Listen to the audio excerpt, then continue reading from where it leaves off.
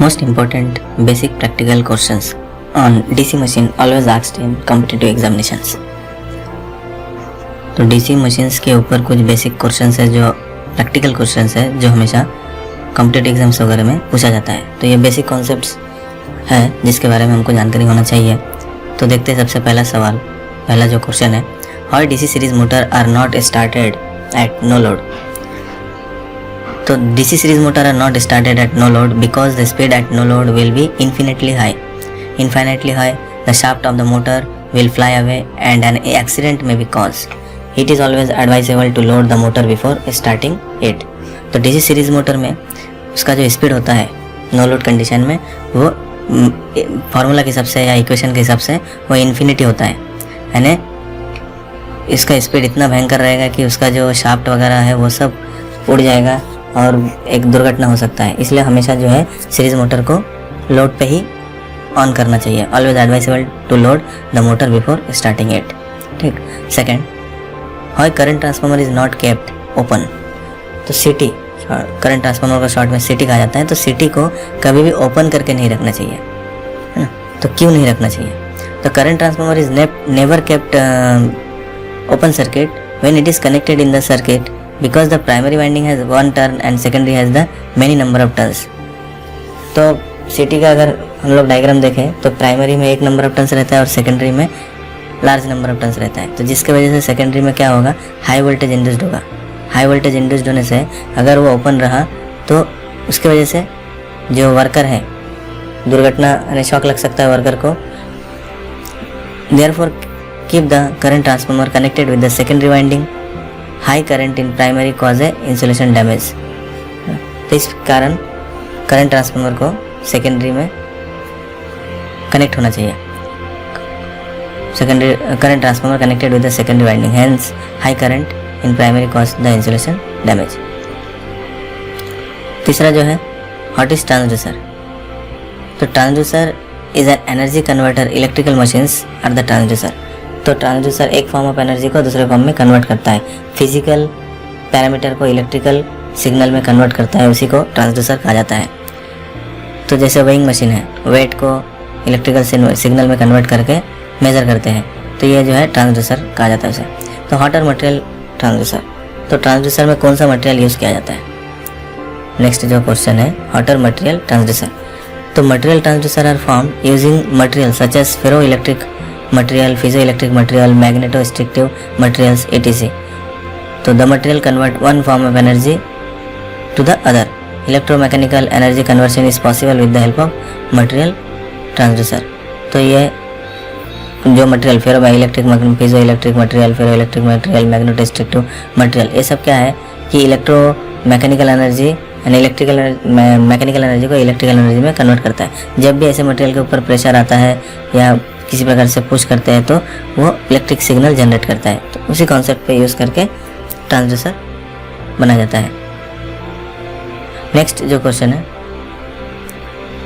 Next, can DC series motor always या also run one AC supply. तो DC series motor को AC supply से चला सकते हैं क्या, ना।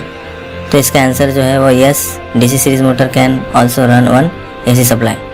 The example is the AC series motor called universal motor. तो DC सीरीज मोटर में थोड़ा सा मॉडिफिकेशन करके हम लोग AC से ऑपरेट कर सकते हैं। उसका जो एग्जाम्पल है AC सीरीज मोटर, जिसको यूनिवर्सल मोटर भी कहा जाता है, जो AC as well as DC से ऑपरेट हो सकता है या होता है।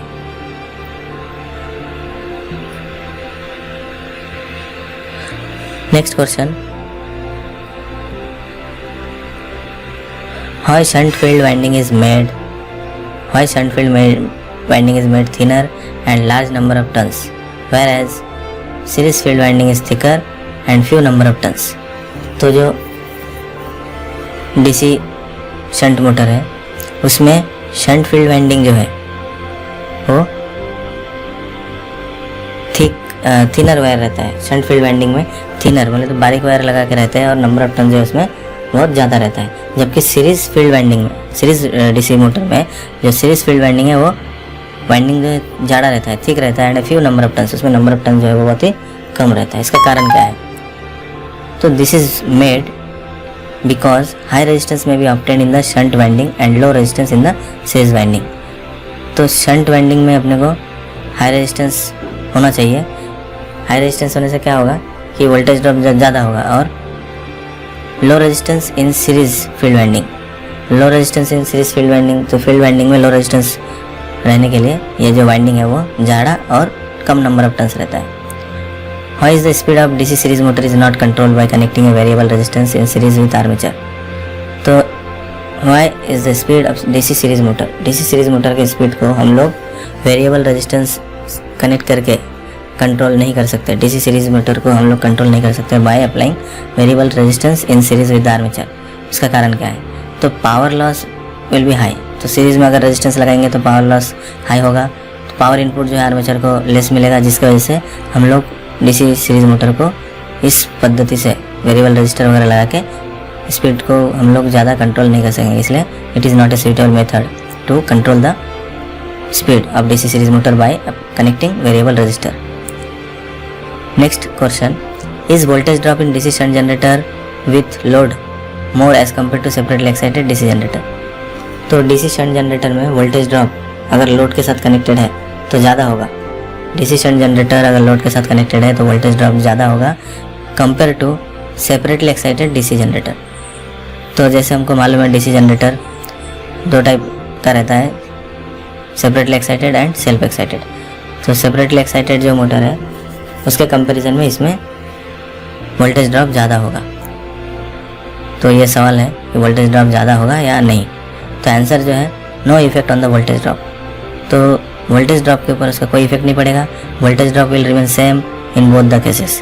तो वोल्टेज ड्रॉप जो होगा वो सेम होगा। Next question, why DC series motor is suitable for traction purpose? अब डीसी सीरीज मोटर जो है वो ट्रैक्शन पर्पस के लिए सुटेबल क्यों है? उसका आंसर, तो आंसर जो है high speed in the starting. तो डीसी सीरीज मोटर जैसे सबको पता है, हमें पता है कि डीसी सीरीज मोटर जो है स्टार्टिंग में उसका स्पीड बहुत हाई रहता है। अगर नो लोड है तो इन्फिनिटी तक भी जाता है। तो high speed in the starting and direction can be change by reversing the current. तो इस प्रकार starting torque starting speed high होने की वजह से और डायरेक्शन जो है उसका टू एंड फ्रो यानी रिवर्स फॉरवर्ड इजीली होता है करंट का डायरेक्शन चेंज करने से, इसलिए इसको ट्रैक्शन में यूज़ किया जाता है। नेक्स्ट जो क्वेश्चन है, ये rotating shunt generator is not developing voltage between its terminal, what will be reason?